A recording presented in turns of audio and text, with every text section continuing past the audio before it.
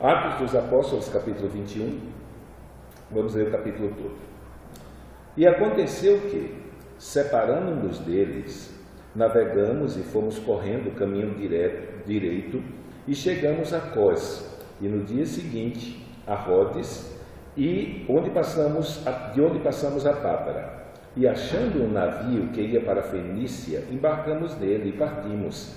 E indo já à vista de Chipre, deixamos à esquerda, navegamos para a Síria e chegamos a Tiro, porque o navio havia de descarregar ali sua carga.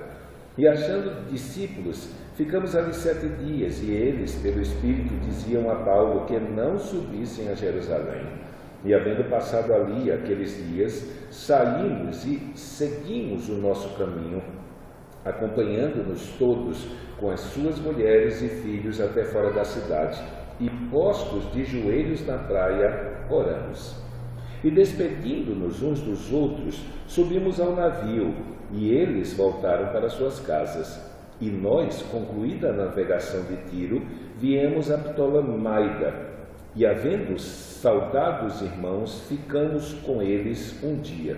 No dia seguinte, partindo dali, e nós que com eles estávamos, chegamos a Cesareia, e entrando na casa de Filipe, o evangelista, que era um dos 7, ficamos com ele. Tinha este 4 filhas virgens que profetizavam. E demorando-nos ali por muitos dias, chegou da Judéia um profeta por nome Ágabo, e vindo ter conosco, tomou a cinta de Paulo,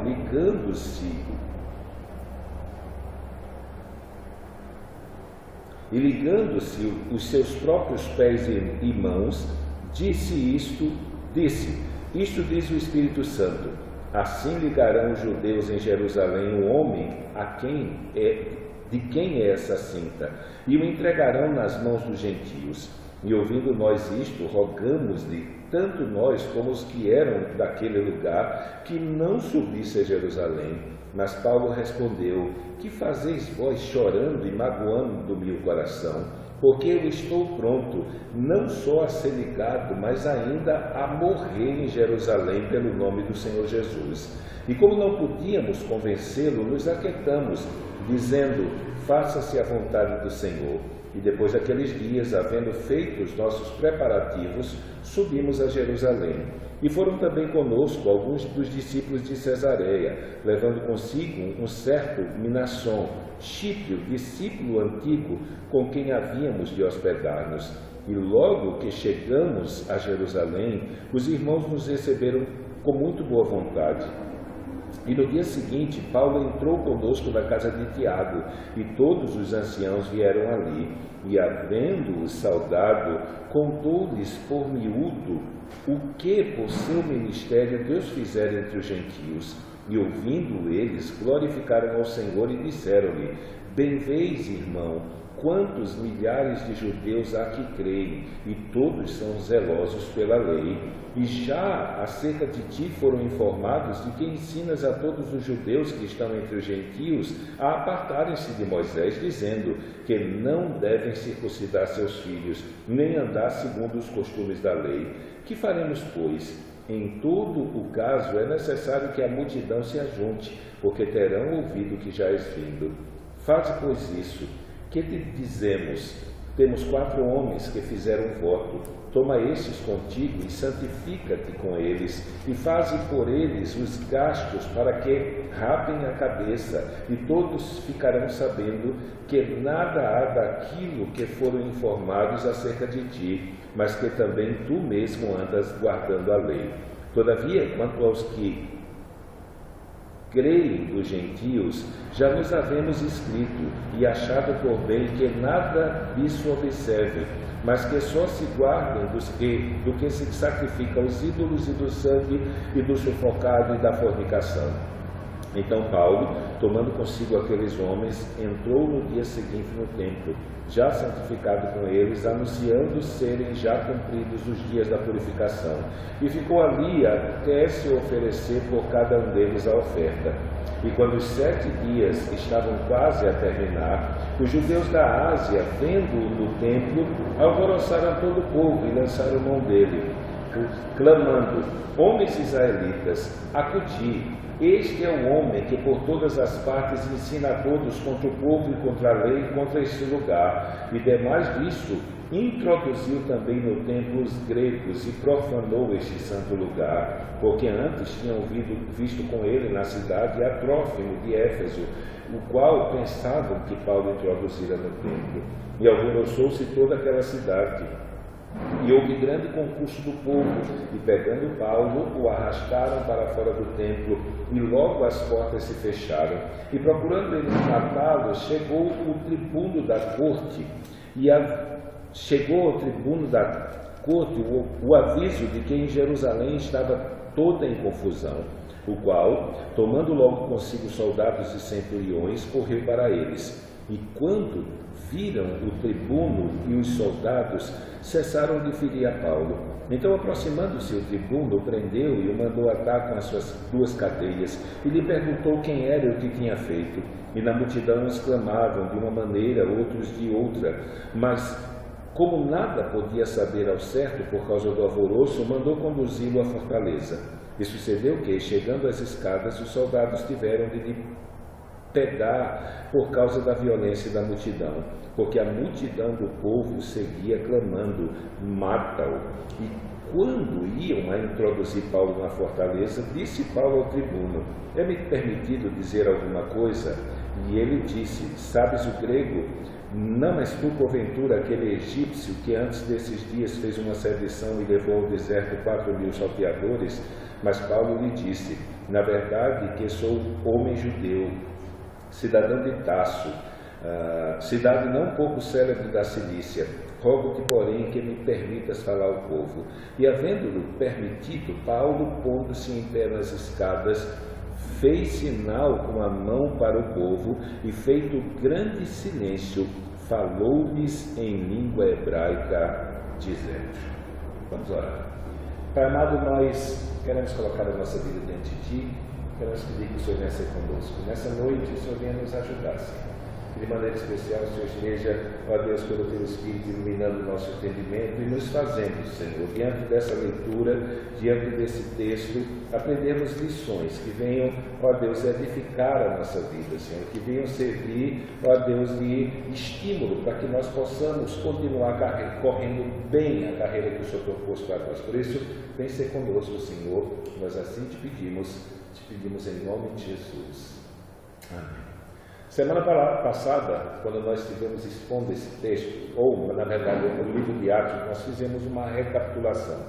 Nessa recapitulação nós trabalhamos o conteúdo do livro, a maneira como o livro é estruturado, os personagens principais que trouxeram muitas controvérsias assim com relação ao nome que esse livro receberia, no original pela escrita que tem traduzido práticas apostólicas. Mas pelo fato de nós só termos ênfase em 2 ministérios, o ministério de Pedro em Jerusalém, capítulo 1 ao 7, e ministério de Paulo até os confins da terra, a partir do capítulo 13 até o último capítulo do livro de Atos, então algumas pessoas, alguns estudiosos sugeriram que o nome do livro fosse mudado, mas apesar de todas as tentativas, o nome do livro se manteve, né? Ele foi dividido basicamente em cima da estrutura de Atos 1:8. Então nós temos um sermão, um grande sermão aqui em Atos dos Apóstolos,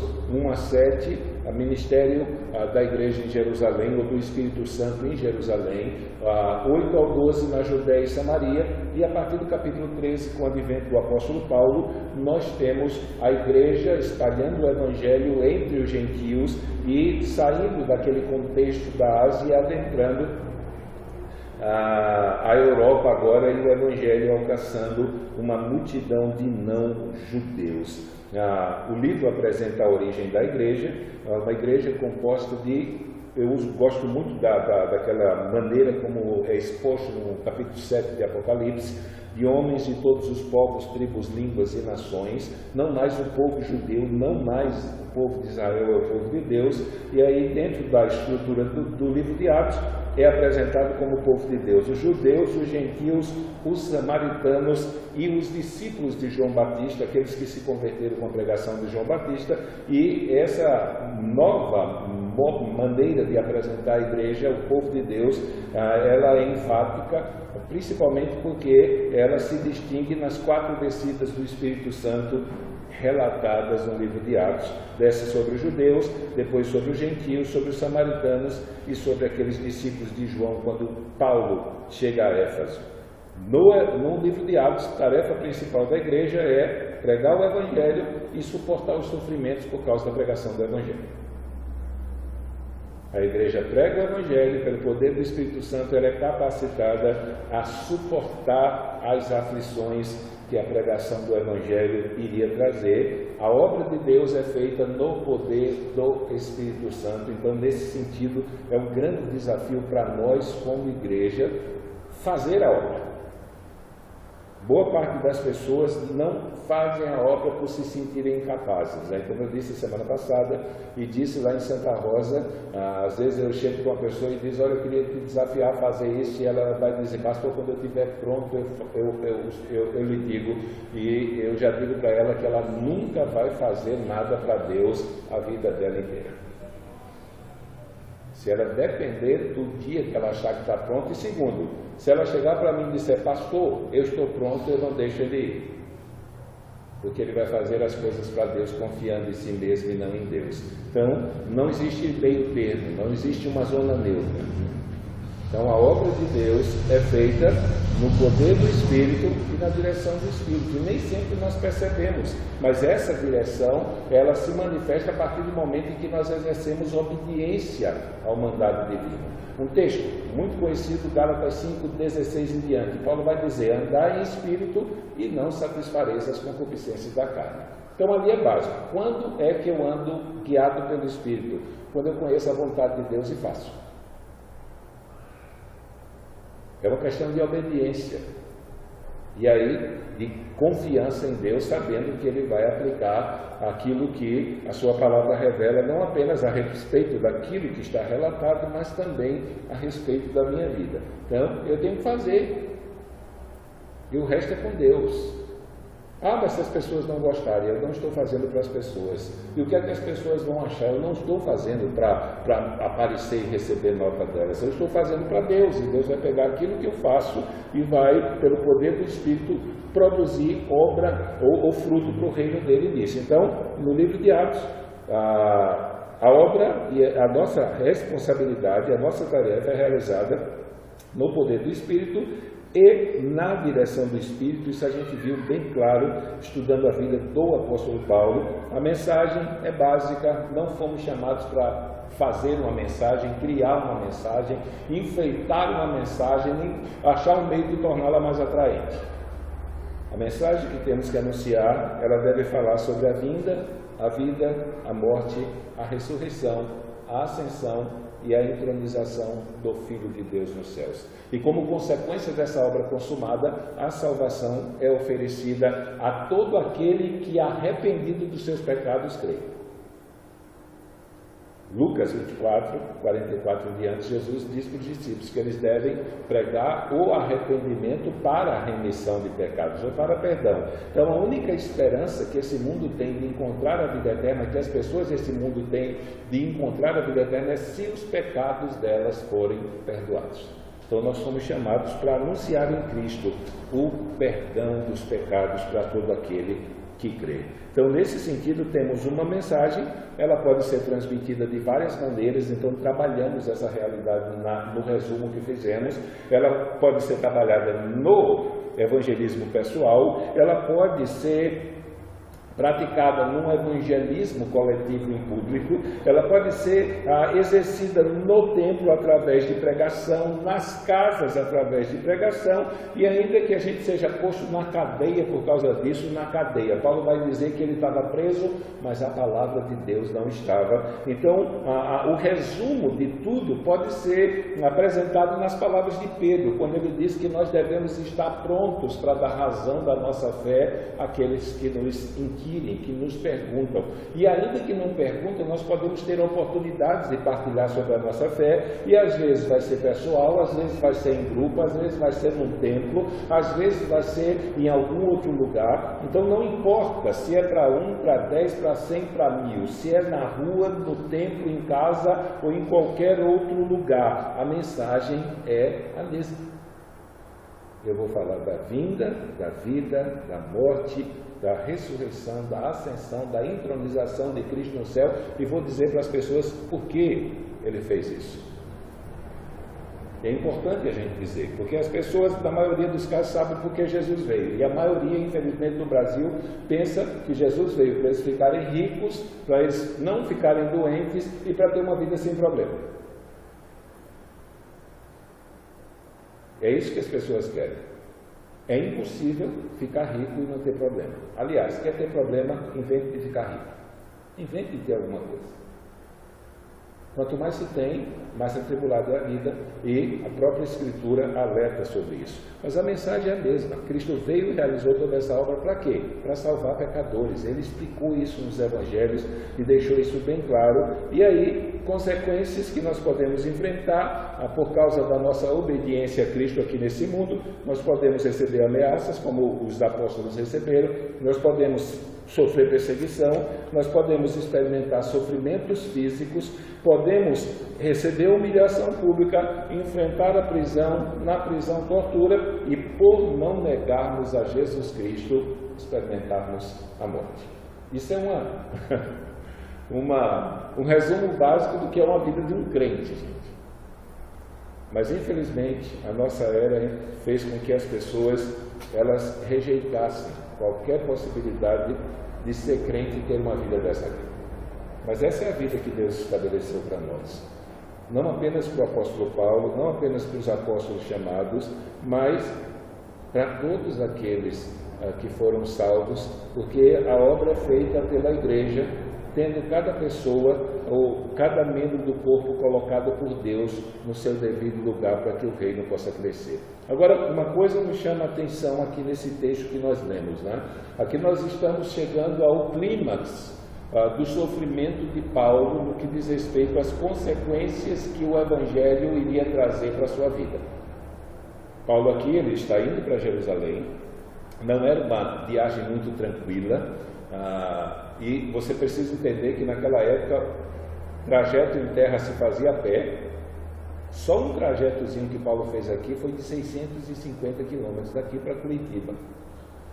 Então, terra a pé, por mar e navio, só que havia já explicamos isso no ano passado, não era como hoje, né? Que eu estou aqui em Santa Rosa, não tenho carro e eu quero ir para Sombrio. Um exemplo, eu quero ir para São Paulo domingo, e se for fazer os esquemas daqui para Floripa, avião, Guarulhos, centro da cidade de São Paulo e tudo mais, eu vou gastar um horror, né? Então a gente vai pelo caminho mais fácil. Então temos um ônibus para São Paulo todos os dias em Araranguá e um ônibus para São Paulo todos os dias em Tubarão. E aí nós vamos pegar o dia Araranguá. Só que eu fui lá, cheguei na venda de passagem, fui informado que tem um ônibus todo dia, 3 horas da tarde para São Paulo. Então eu vou pegar esse ônibus. Naquela época não. Eu chegava no porto e sabia que tinha um navio.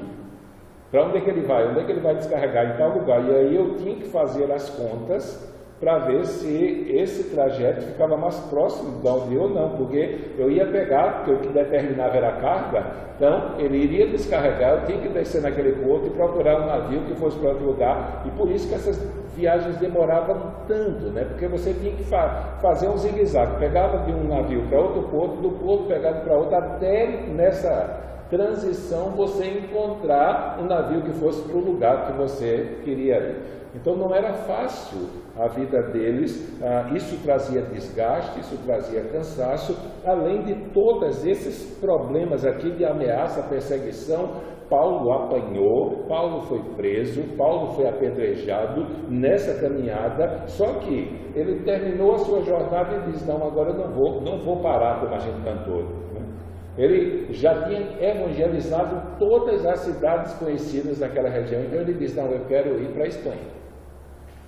E antes de ir para a Espanha, eu quero ir para Roma.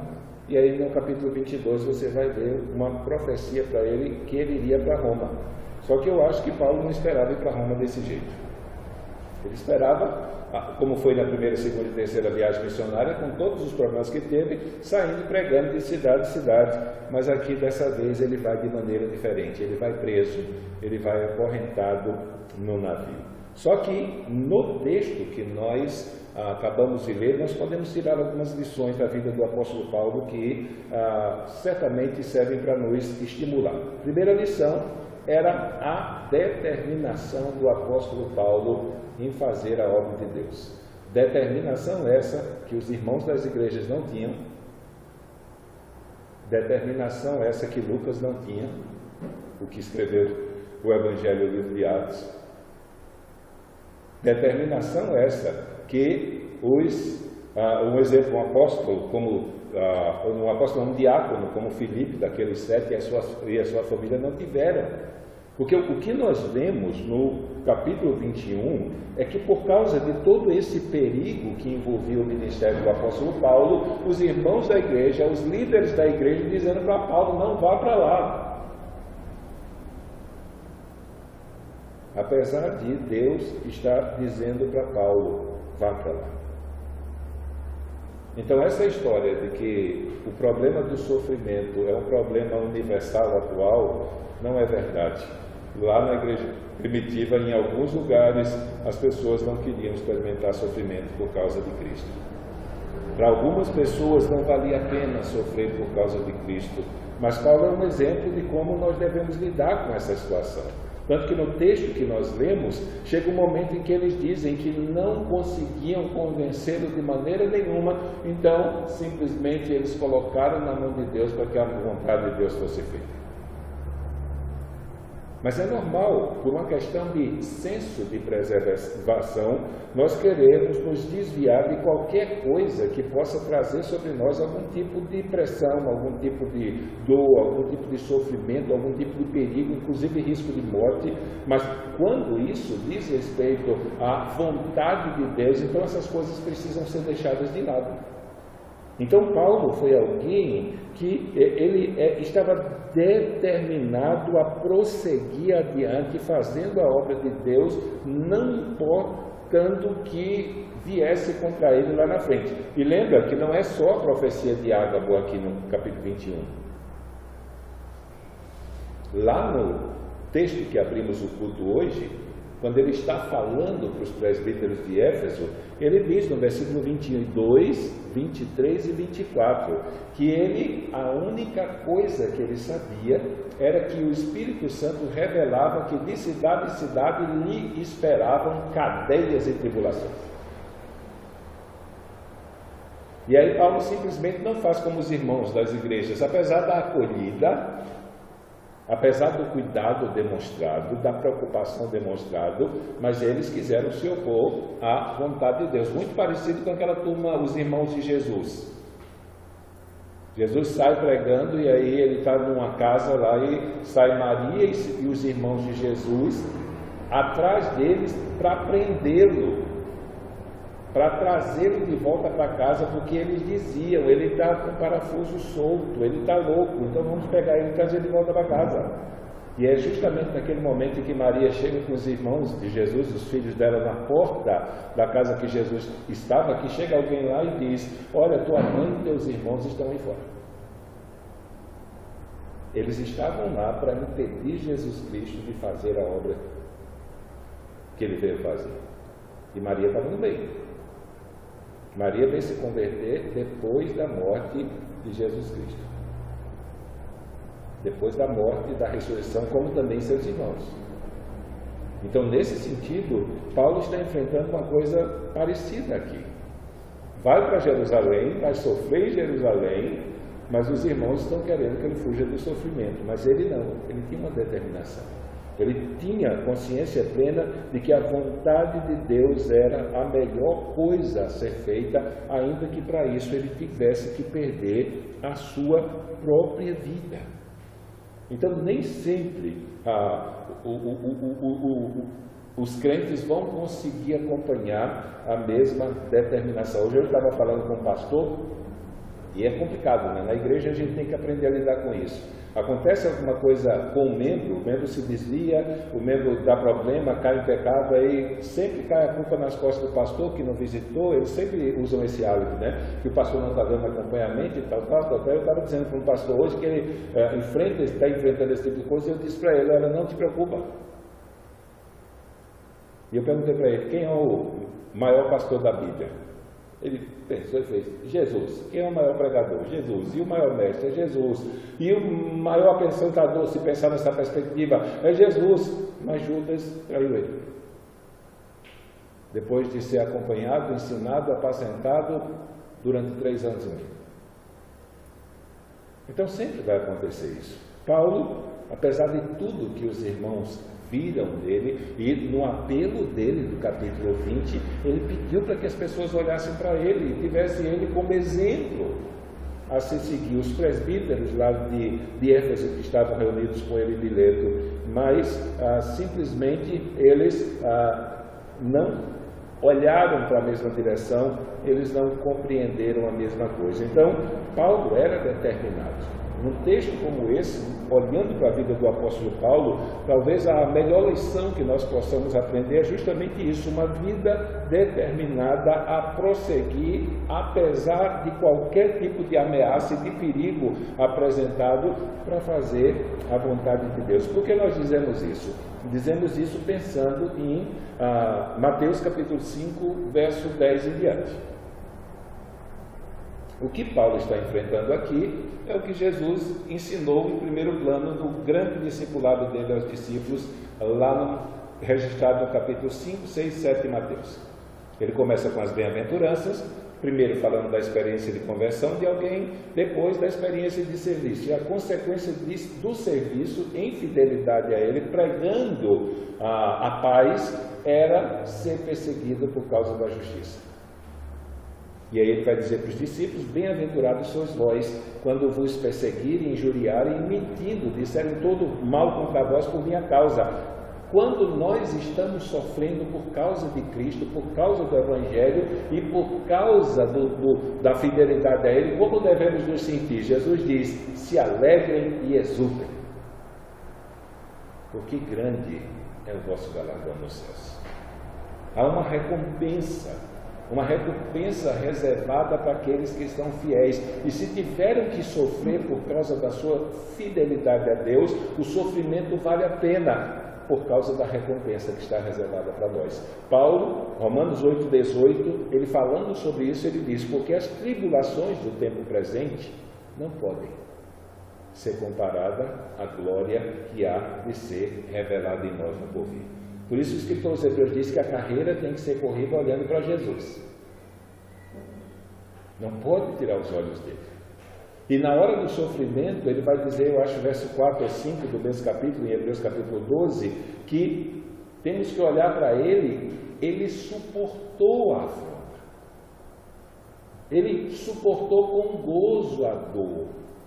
E ele diz que se Cristo suportou a dor para nos conduzir aos céus, na nossa caminhada para lá, na hora que a dor aparecer e atingir a nossa vida, nós olhamos para ele para não nos desfalecer nos nossos ânimos, para não enfraquecermos nos nossos ânimos. Então Paulo era alguém que, basicamente, existem alguns autores, intérpretes das Escrituras, que eles fazem um paralelo entre a última semana de Jesus Cristo e Paulo aqui. E é muito parecido passo a passo. É muito parecido.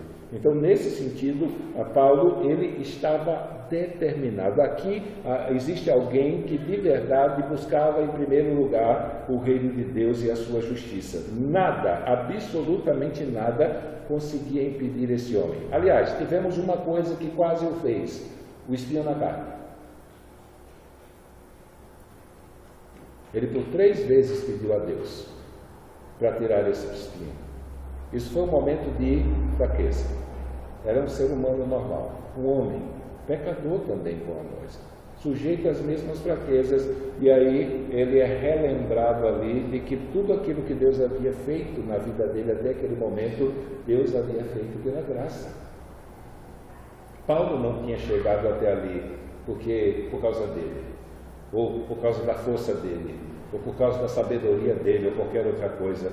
Ele havia chegado ali por causa de Deus. E ele havia passado por muitas situações difíceis. Não seria essa que iria impedi-lo de continuar. Então Paulo tinha uma vida muito intensa assim com o Senhor, e isso servia de instrumento do Espírito Santo para convencê-lo a continuar. Então Paulo tinha determinação. E isso aqui nós temos que aprender com o apóstolo Paulo, principalmente a partir daqui. Por que motivo? Porque não temos mais novas lições assim. Nós vamos ter algumas lições práticas que podem ser aplicadas pela nossa vida, mas não temos estudos profundos que nós possamos tirar do capítulo 22 até o final do capítulo, até o capítulo 28. Não temos, porque Paulo ele está sendo conduzido para a prisão, ele faz 5 discursos enquanto está sendo conduzido para Roma, e nesses 5 discursos ele fala da experiência que ele teve de conversão e a maneira como ele enxerga Jesus Cristo, a maneira como ele se enxerga naquele meio, a ação de Deus naquele meio, nada daquilo que nós já tenhamos visto até aqui. Mas a maneira como ele se comporta, isso sim, isso traz lições para nós. Então Paulo foi alguém que determinou como princípio primeiro da sua vida, da sua existência, da sua caminhada, fazer a vontade de Deus. E nada, absolutamente nada, que se levantasse deveria se tornar empecilho, inclusive a ameaça de sofrimento e a ameaça de morte dada pelo próprio Deus. Porque aqui não é igreja. Tanto na que ele fala no capítulo 20, dada pelo Espírito Santo, como a diabo, era Deus que estava dizendo. Humanamente falando, fisicamente falando, você vai se dar mal nessa viagem. E aí ele vai dizer: eu em nada tenho a minha vida como preciosa para mim mesmo, contanto que cumpra com alegria minha carreira e o ministério que recebi do Senhor Jesus. Segunda coisa aqui, que aí vem o lado confortante: apesar dos irmãos se levantarem contra a vontade de Deus, apesar dos irmãos da igreja quererem impedir que Paulo vá, mas o fato de em cada lugar que Paulo chegasse haver uma comunidade de irmãos para recebê-lo, para alimentá-lo, para confortá-lo, para dar pouso a ele, isso ajudava e muito. A cidade que Paulo saiu mais decepcionado nas viagens missionárias foi justamente a cidade de Atenas. E possivelmente um dos motivos que ele simplesmente foi embora com o povo pedindo para ele pregar, gente. Lembre que os judeus queriam chamá-lo de novo para pregar na semana seguinte e ele foi embora. E muitos dos estudiosos dizem que a luta dele ali é porque foi o único lugar em que ele esteve sozinho. A comitiva encontrou com ele mais na frente, por isso. Mas ali ele estava sozinho. Então, ser avisado das lutas, mas saber que em cada lugar que ele chegou, ele tinha um apoio dos irmãos. Então isso era uma coisa muito boa, assim, muito confortante, apesar dos irmãos não partilharem da mesma determinação dele. Então isso aqui é algo que a igreja primitiva trouxe do judaísmo e que foi afirmado por força dos ensinamentos. Os crentes são hospitaleiros. Se você tiver com algum problema em algum lugar, vai fazer uma viagem, chegou numa cidade, quebrou, você não conhece ninguém, procure os crentes. Não existe pensando no Brasil, pelo menos Voltando atrás aqui, eu ia dizer uma coisa, mas lembrei das 11 cidades que no censo do IBGE saiu com 0 de crente. Tirando essas cidades, em qualquer lugar que você estiver no Brasil e tiver um problema e não conhecer ninguém, tem um crente lá. Você pode não conhecê-lo ainda, mas ele faz parte da sua família. E, biblicamente falando, é alguém que deve estar disposto a lhe ajudar, fazendo as devidas reservas, né? Aqui nós já enfrentamos gente querendo dar golpe, então nesse sentido nós temos que ter cuidado, não por força da nossa era, mas a hospitalidade é a marca. Os crentes, quando se juntam, isso faz diferença. Às vezes a gente hospeda anjos de Deus e às vezes a gente hospeda anjos do diabo. Não tem como discernir isso, a não ser que Deus faça alguma coisa e mostre. Mas Paulo, ele foi profundamente confortado por causa da hospitalidade das igrejas nas cidades que ele chegava em recebê-los, né? Então, isso é algo que nós precisamos aprender por causa da nossa cultura.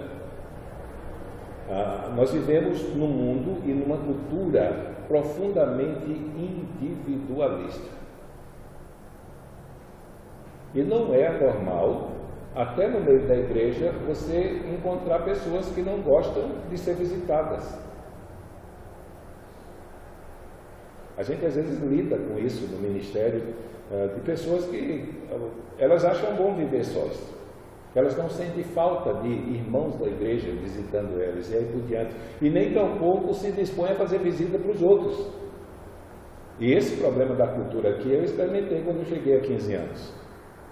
Há 15 anos atrás, quando eu chegava aqui e via 3, 4 grupos da igreja, membros assim reunidos, era família. É porque eles eram da mesma família. E às vezes nós sentávamos com um e com o outro e perguntávamos: por que você não...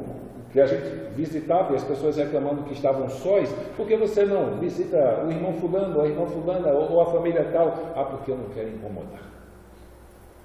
Então existem alguns traços da cultura que, pensando na perspectiva de vida cristã que é apresentada na Bíblia, eles são diabólicos, eles são demoníacos, e por falta de um conhecimento, de uma apreensão real da maneira como os cristãos devem viver, nós nos enveredamos por esse caminho, permitimos que esses tipos de conceitos mundanos, humanos e não divinos governem a nossa vida, e aí simplesmente nós não conseguimos desfrutar esse princípio que era tão assim valoroso assim na igreja primitiva.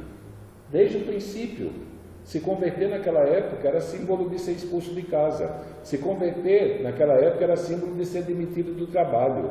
Se era empresário, ia à falência. Então, nesse sentido, ver gente dentro da igreja que não tinha como se sustentar, se manter onde morar, era normal. E aí foi justamente esse ato de hospitalidade que fez com que a igreja se fortalecesse. Foi expulso de casa, irmão, vai para a minha. Não tenho o que comer, come do meu. E aí por diante. E isso fez, como nós vimos em Atos 2 e 4, com que a igreja caísse na graça do povo. Ou seja, os ímpios passaram a admirar essa igreja porque não é o comportamento normal lá fora.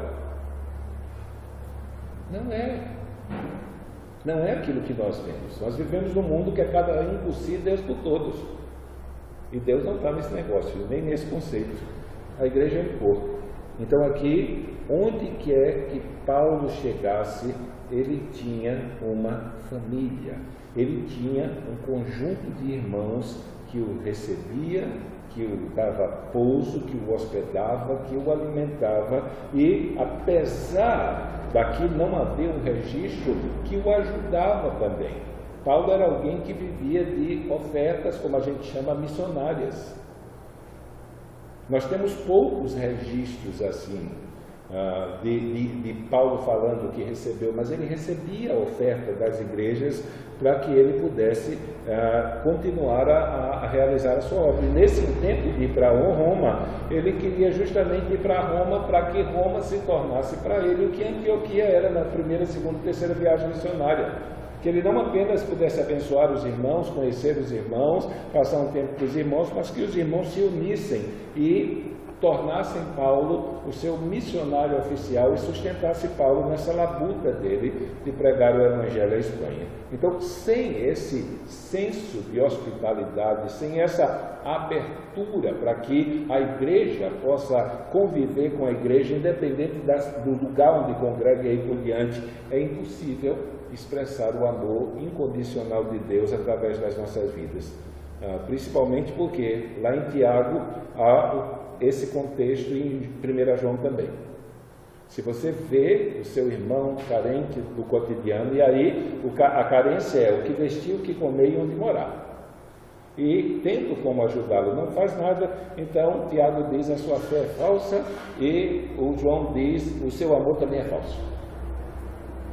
Então tanto é uma prova de fé como é uma prova de amor cristão, esse ato de hospedar, amparar e cuidar daqueles, aqui no caso de Paulo, que estão em trânsito em outros lugares daqueles que são necessitados. Então, quando nós lemos um texto como esse, já que nós falamos sobre ele no último estudo que nós demos aqui, então, duas coisas nós precisamos firmar na nossa mente, firmar no nosso coração e pedir para que Deus nos ajude. Primeira é que Deus nos dê determinação, e via de regra, hoje em dia a gente tem que pedir determinação para começar a carreira, não é nem para perseverar. A nossa maior luta hoje é fazer a igreja dar o pontapé inicial. Ninguém quer dar o pontapé inicial na partida, quer ficar no banco de reserva, e nem faz questão que o treinador diz, entra agora, ele quer ficar lá até o tempo acabar. Quando na verdade com Paulo nós não aprendemos isso.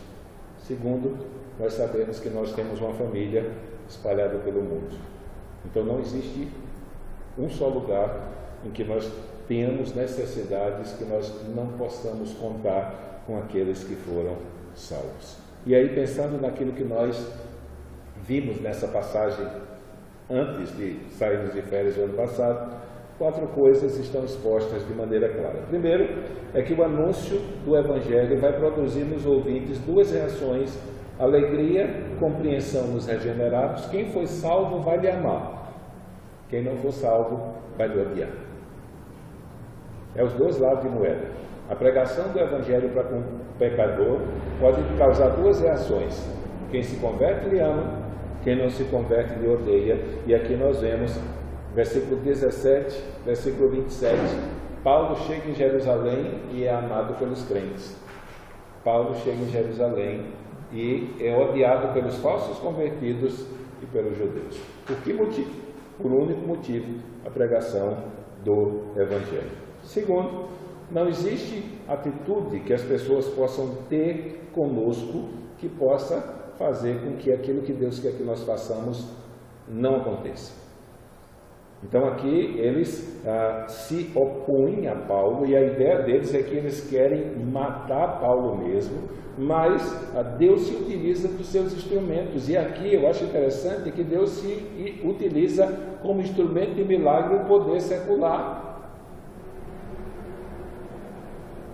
O responsável do Império Romano lá na cidade para fazer as coisas andarem direitinho foi aquele que foi o instrumento de Deus para preservar a vida do apóstolo Paulo. Então, nesse sentido, nada, absolutamente nada que as pessoas façam contra nós, tentando impedir o nosso avanço em fazer a vontade de Deus, vai impedir que aconteça aquilo que Deus determinou. Então, não tinha jeito. Deus disse que Paulo ia para Jerusalém e que ele iria ser preso. Deus vai dizer mais adiante que Paulo vai para Roma. Então, em Jerusalém ele não morre. Por mais que os judeus tentem, por mais que eles façam, é a terra deles, é o ambiente deles, mas não tem. Deus, ele cuida de tal maneira da nossa vida, e eu gosto dessa frase, eu escutei ela uns 25, 24 anos atrás, foi logo no meu início da caminhada, que nós somos imortais, até que Deus cumpra tudo aquilo que ele tem para fazer na nossa vida. E nós vamos experimentar a morte no dia que ele do trono apertar o delete. Enquanto na vontade dele ele não disser Renildo, morra, pode acontecer o que for. Não vamos. Não tem como. Está nas mãos dele. Então, diante dessas ameaças de perigo, de sofrimento, ou até no sofrimento, precisamos lembrar que o nosso Jesus, o nosso Salvador, está sentado no trono e ele vai fazer com que prevaleça a vontade dele para a nossa vida. E a terceira coisa que nós aprendemos: Deus sempre cumpre o que ele prometeu. Infelizmente, pessoas têm um mau costume de colocar na boca de Deus aquilo que ele não prometeu. Estudamos agora sobre não tomarás o nome do Senhor teu Deus em vão. Eu tinha dito antes do retiro que o pecado que a igreja mais comete é usar o nome de Deus em vão. Depois, lá no retiro, eu voltei atrás. É o segundo. O primeiro é não cobiçarás. Mas a maneira como as pessoas usam o nome de Deus como se fosse qualquer coisa, igual a qualquer coisa que tem por aí, isso é terrível. Isso é a falta de percepção do senso de respeito à majestade do Criador, à sua santidade, à sua infinitude, à sua glória e aí os seus atributos. Então é complicado ver as pessoas tratando Deus como tratam qualquer coisa. Não dá. Então, nesse sentido, nós precisamos entender a quem Deus é. E saber que apesar dele haver nos aproximado dele por intermédio do seu Filho e nos feito agradáveis por causa do seu Filho, nós somos pecadores e ele é Deus. Então nós desfrutamos da amizade, desfrutamos da alegria, mas mantendo distância, por saber que ele é tão puro de olhos que nem o pecado ele pode olhar. Então, nesse sentido, apesar disso, ele cumpre o que ele determinou na nossa vida. A palavra dele fala. A palavra dele diz. Então, Deus sempre cumpre. E por último, a ignorância acerca dessas coisas, acerca da verdade de Deus, é o maior problema. E essa ignorância vem por dois viés.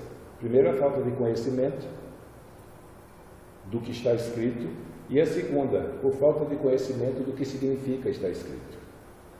Então, aqui, a ignorância à verdade. Imagine, aqui, nesse caso de Paulo em especial, foi uma quebra do terceiro mandamento, feita pelos judeus.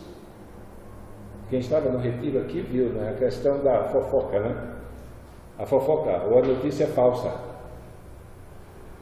Paulo, ele não pregava para os judeus não circuncidar os seus filhos. Paulo pregava para os gentios. E isso havia sido acordado em Jerusalém, naquele concílio de Atos 15, que está registrado lá.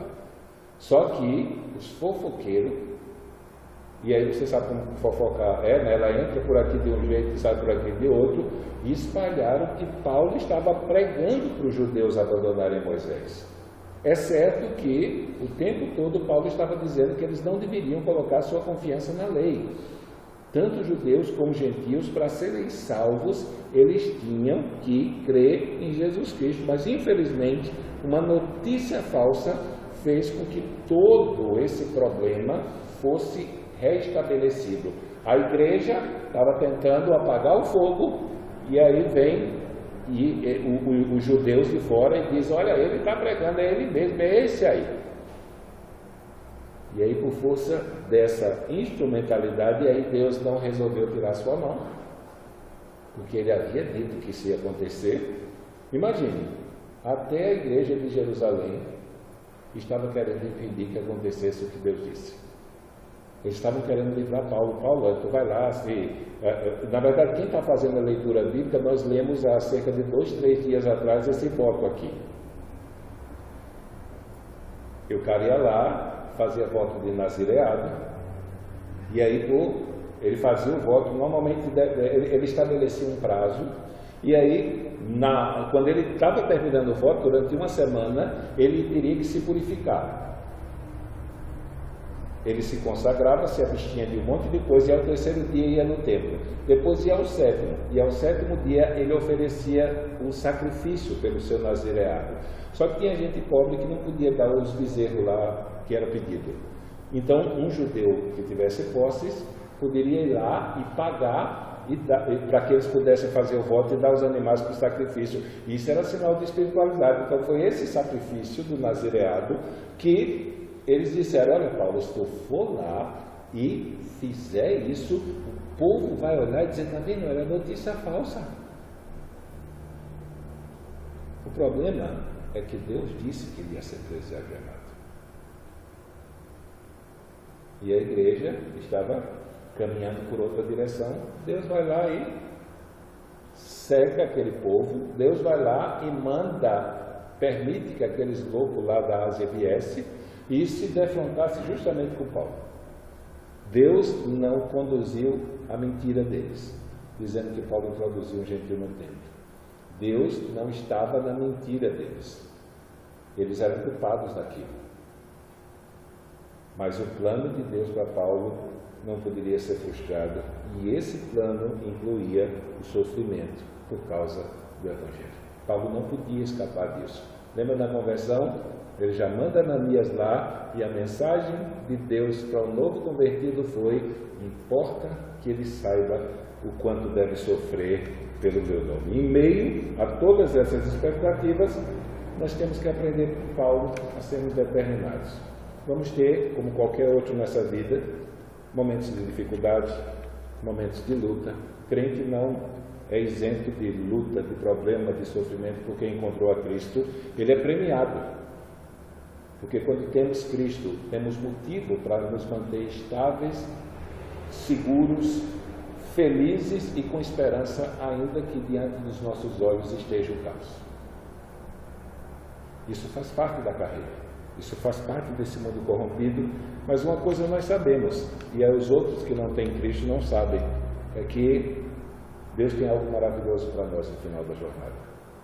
E se essa paz, essa alegria tão almejada e completa não experimentarmos, e não vamos experimentar de maneira completa aqui, nós sabemos que no fim da nossa jornada ela se tornará parte da nossa vida, não apenas por um período de existência, mas agora com o Senhor para toda a eternidade.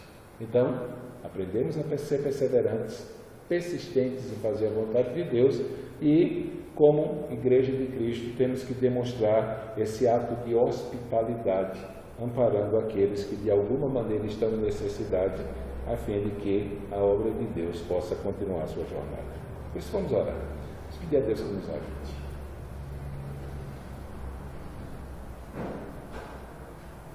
Pai amado, nós pedimos a Tua ajuda e pedimos ao Senhor que o Senhor nos ensine, Senhor, e pelo poder do Teu Santo Espírito, o Senhor nos dê ousadia para sermos perseverantes e persistentes na caminhada em busca da Tua vontade. Às vezes somos tentados, Senhor, a nos omitir, Senhor, ou a ficar no nosso canto quieto por não querermos, Senhor, problemas e nem problemas por causa da nossa fé, mas isso não é uma atitude cristã. Tua palavra diz que o Senhor não nos deu espírito de medo nem de covardia, mas o Senhor nos deu o espírito de poder, Senhor, e de amor, e esse amor se revela a Ti fazendo a Tua vontade. Por isso, nós pedimos que o Senhor venha ser conosco, venha nos alcançar, venha ser conosco, venha nos abençoar, Senhor, e venha transformar a nossa vida numa bênção, não apenas para aqueles que fazem parte do corpo, do Teu povo, da nossa família espiritual, da Tua igreja, mas também para aqueles que desconhecem o Teu caminho, que através da nossa vida eles possam encontrar a Ti, Senhor, e conhecer essa obra maravilhosa que o Senhor realizou, não apenas para salvar a nossa vida, mas para salvar a vida de todos aqueles que vierem a crer. Por isso, que o Senhor nos torne, Senhor, um instrumento de bênção, Senhor. Ó Deus, enquanto estamos correndo a carreira que o Senhor propôs para nós, nós Te pedimos, em nome de Jesus. Amém? Lembrarem de mim a semana que vem, estejam orando por nós. A gente foi para esse retiro, não sei, por causa do corre-corre, a gente está com muita dor assim, principalmente nas costas, a gente fica preocupado depois daquele problema de pedra de rim. Já pensou se está em São Paulo, no rim? Eu estou frito, né? Mas vamos estar indo domingo, depois do almoço, e retornamos sábado que vem. Então, durante a semana, os irmãos lembrarem que de mim, então estejam orando a Deus para que a gente possa dar conta de tudo lá. E também para a semana, culto normal, lembrando que culto no domingo, só depois da nossa vinda, então, possivelmente do domingo esse a 15, nós retornaremos os cultos de domingo, aí já organizamos a agenda, organizamos tudo e tudo vai estar caminhando corretamente. Então, cumprimento seu irmão.